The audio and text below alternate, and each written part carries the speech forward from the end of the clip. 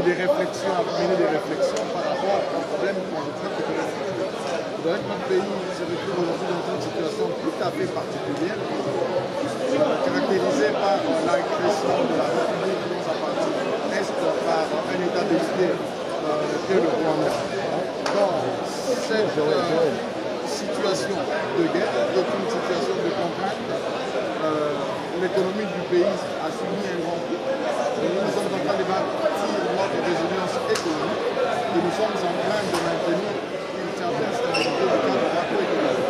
Ça, c'est le résultat de certaines politiques de finances publiques qui ont été adoptées et qui ont été menées les 6 derniers mois par son excellence monsieur le ministre des Finances.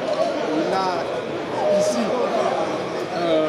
au cours de son intervention dans cette matinée scientifique, présenter quelles sont les grandes mesures qui ont été adoptées par le gouvernement de la République afin de pouvoir stabiliser le cadre macroéconomique. Notamment, la monnaie, vous pourrez remarquer que la situation de guerre apporte une forte tension sur les finances publiques et afin de pouvoir répondre à ces attentes, le gouvernement devait adopter en fait certaines mesures pour maintenir le cadre macroéconomique. Cela passe également par une certaine politique d'investissement accrue dans des secteurs porteurs, notamment la construction de routes. Le ministre a présenté cela. Il a présenté quelles sont les politiques que le gouvernement a adoptées pour pouvoir maintenir le cadre macroéconomique malgré le contexte de guerre que nous rencontrons. C'est vrai, les chiffres ont été présentés, les chiffres ont été annoncés. Nous ne pouvons pas, ou nous ne tombons pas aujourd'hui dans l'autosatisfaction, de dire que voilà, les choses se passent comme on aimerait que cela se passe. Mais déjà, il y a eu un début.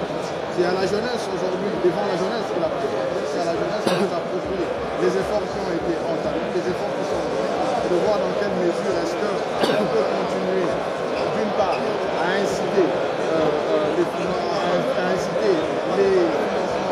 des infrastructures, dans le financement des projets dans le secteur agricole, afin de pouvoir booster, n'est-ce pas, les investissements dans le pays et bien sûr la stabilisation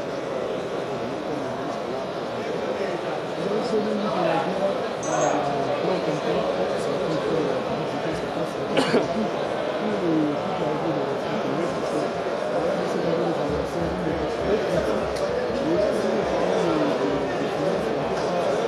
l'a qui est victime des atrocités dans la partie est de notre pays, nous tenons à leur envoyer un message d'espoir. La situation est actuellement compliquée, la situation est difficile parce qu'il y a tout simplement un groupe de personnes animées par un esprit de criminalité accrue qui s'évertue à s'aimer la mort, la désolation, le viol et toutes ces autres atrocités que nous ne pouvons pas citer ici.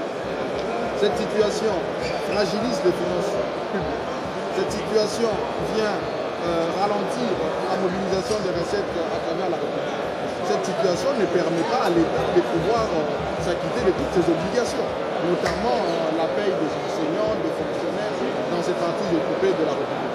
Mais toutefois, je crois que le message que nous allons envoyer aujourd'hui à notre